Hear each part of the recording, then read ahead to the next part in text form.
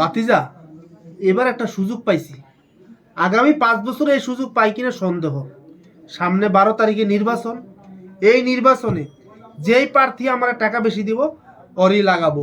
কাকা, আপনার চিন্তা ভাবনা তো খুবই জঘন্য কাকা।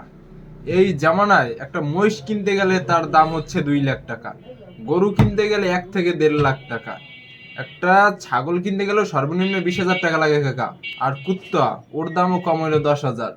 আর বিদেশি কুত্তা তার তো কথাই নাই, ভরপুর দাম। আর আপনি কাকা ভোটের লইগে টাকা চান, আপনার এক প্লেয়ার থেকে 500 টাকা দিবে, 1 কাপ চা খাওয়াইবে। আপনি তো দেখি কুত্তর থেকেও নিচে নেমে গেছেন। না কাকা, আপনি ডিগ্রিধারী মূর্খ। দেব বেড়া বেড়া, ওরা ওরা এমপিওর পরে বেড়া আমাকে চিনে বেড়া, আমাকে মতো গরিবরে চিনে ওরা বেড়া। ওরাই তো এখন আমাকে পায়ের দ্বারা পড়ে থাকি। এখনই তো টাকা কামানোর সুযোগ বেড়া। ধুর কাকা, আপনি কি কন কাকা? আপনি এখন ভোটের জন্য 500 টাকা খাইতেছেন। ওই প্রার্থী একটা সময় দেখুন আপনার 50,000 খাইয়ে দিছে। কেমনে খাইছে আপনি টের পাবেন না কাকা, কারণ ওই বেড়া আপনার 500 টাকা কি করছে, ইনভেস্ট করছে। তার মানে ও পরে মানে সুদে আসলে তুইলা নিবে। তাই ভোট হচ্ছে একটা নাগরিক অধিকার।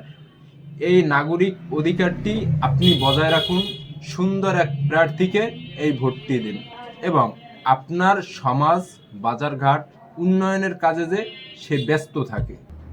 বাইস্তা, তুই তো ভালো কথা কইছস। এটা তো আমি গভীরভাবে কখনো ভাইবা দেখি নাই। কাকা, তাই আমরা আমাদের মূল্যবান ভোট যোগ্য ব্যক্তিকে দেব। তারুণ্যের প্রথম ভোট যোগ্য ব্যক্তির পক্ষে হোক।